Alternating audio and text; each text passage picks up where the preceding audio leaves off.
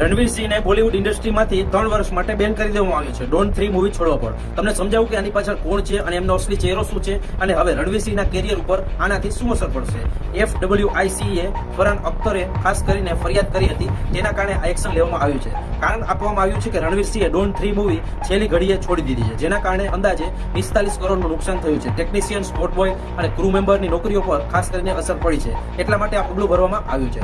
હવે સૌથી પહેલા તમને સમજાવું કે આ FWICE શું છે. સરળ ભાષામાં તમને સમજાવું તો ફિલ્મ ઇન્ડસ્ટ્રીમાં કામ કરતા technician, crew member, spot boy અને બીજા વર્કર્સ ખાસ કરીને મૂવીના પાછળનું કામ કરતા હોય છે. એનો એક ટ્રેડ યુનિયન પ્રકારનું આ સંગઠન છે. જેમ ફેક્ટરીમાં લેબર યુનિયન હોય એવી જ રીતે આ ફિલ્મ ઇન્ડસ્ટ્રીમાં આ બોડી કામ કરે છે. પણ એમની પાસે કોઈ લીગલ સત્તા તો નથી કે અભિનેતાને કોઈ સત્તાવાર રીતે બેન કરી શકે, પણ તેઓ નોન કોર્પોરેશન ઓર્ડર બહાર પાડે છે. એટલે એમના હેઠળ આવતા ક્રૂ મેમ્બર, ટેકનિશિયન, વર્કર્સ કે ખાસ કરીને પાછળ જે કામ કરતા હોય પ્રોડક્શન હાઉસમાં એ કામ કરવાનો ઇનકાર કરી શકે છે, જેમાં રણવીર સિંહ કામ કરતા હોય. પણ આને સીધો કાયદેસર બેન કહેવામાં આવતું નથી. ઇનડાયરેક્ટ રીતે બોલીવુડ બેન જેવી પરિસ્થિતિ ઊભી થાય છે, કારણ કે ફિલ્મ બનાવવા માટે કેમેરા પાછળ ઘણા બધા લોકો જરૂરી હોય છે. હવે એ લોકો તેની સાથે કામ નહીં કરે તેવું કહેવામાં આવ્યું છે. હવે સવાલ એ છે કે શું આ પહેલી વાર થઈ રહ્યું છે કે કોઈ એક્ટરે ફિલ્મ છોડી હોય? તો ના. ઐશ્વર્યા રાયે હિરોઈન મૂવી ફિલ્મમાં કેટલાક સીન શૂટ કર્યા પછી ફિલ્મ છોડી દીધી હતી. ત્યારબાદ કરીના કપૂરને તેમાં લેવામાં આવ્યા હતા, પણ ખાસ કરીને કોઈ એક્શન લેવામાં આવ્યું નહીં. ત્યાર પછી ખાસ કરીને કરીના કપૂરે કહો ના પ્યાર હૈમાં થોડું શૂટિંગ કર્યા બાદ ફિલ્મ છોડી દીધી. તેમાં પણ અમીષા પટેલને લેવામાં આવી. પછી શું કોઈ કાર્યવાહી થઈ? તો ના. ફિલ્મ પ્રોડ્યુસર અને ડિરેક્ટર સારી રીતે જાણે છે કે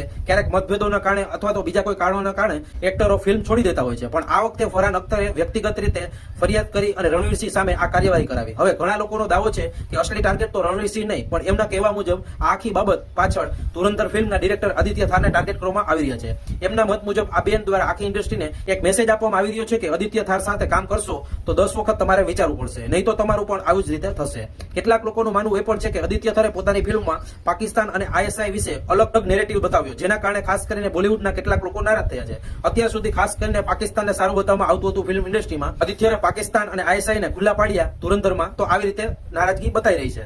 તેના પર ખાસ કરીને સવાલ કેમ ઉઠી રહ્યા છે કે કેટલાક લોકો કહી રહ્યા છે કે ખરેખર ટેકનિશિયન અને ક્રૂ મેમ્બરને નુકસાન થયું હોય તો સીધું તેમને વળતર આપી દો. હાલમાં સોશિયલ મીડિયામાં આખી ઘટનાને લઈને 2 ભાગમાં ચર્ચા કરવામાં આવી રહી છે. એક તરફ લોકો કહી રહ્યા છે કે પ્રોડક્શન હાઉસને મોટું નુકસાન થયું છે અને કાર્યવાહી યોગ્ય છે, તો બીજી તરફ લોકો માની રહ્યા છે કે આ માત્ર પ્રોપોગેન્ડા છે. કેમ કે ખાસ કરીને પાકિસ્તાનની છબી, ISIની છબી ધુરંધરમાં જે રીતે બતાવવામાં આવી છે એ ઇન્ડસ્ટ્રીને સારું નથી લાગ્યું. એટલે કે ધુરંધર મૂવી રણવીર સિંહ ઉપર અને ખાસ કરીને આદિત્ય થારને ટાર્ગેટ કરવા માટે જ આ રણવીર સિંહને બેન કરવામાં આવ્યા છે. તમારું આ મુદ્દાને લઈને શું માનવું છે ખાસ કોમેન્ટ કરી દેજો, અને આવી જ અપડેટ માટે ડિજિટલ ન્યૂઝને અત્યારે જ ફોલો કરી લેજો.